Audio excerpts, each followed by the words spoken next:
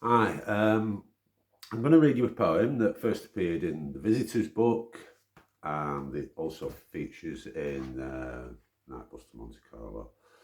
Um, Many years ago, I met and came to know a Chinese kung fu master called Kong.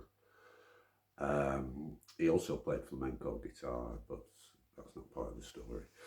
Um, and he told me that as a boy he'd been quite unruly and he was sent to board at his uncle's martial arts school.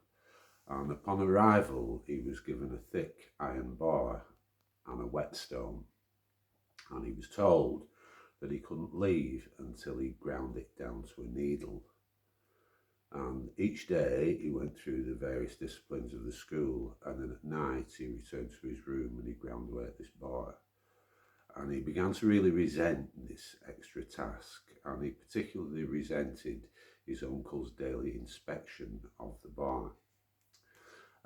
He was there for many years, and eventually he came to realise that his uncle, rather than checking in on his industry every morning, was instead seen in the deep gouges of frustration and the light wisps of melancholy and the steady strokes of determination, his state of mind when he was alone and away from the classroom, and with it his progress as he passed through the school.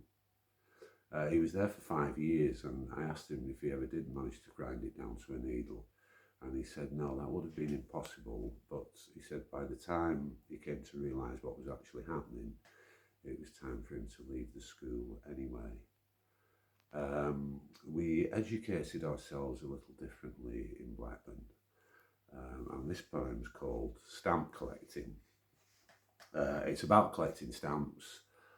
It's also about the end of empire. I was never an enthusiast as such, couldn't get excited over first day covers. As an anodyne to rainy days and boredom, I took up stamp collecting with my brother. Chiefs, presidents, and fierce braided generals, girls with garlands, palm trees by the sea, a world within a 20p assortment of used stamps from the former colonies. Jamaica, Honduras, St Helena, the Christmas Isles, New Zealand, Tanzania. Exotic names, we'd board our ship in Blackburn, embark, and moments later we'd be there. So an empire where the sun never set returned as it descended on the west.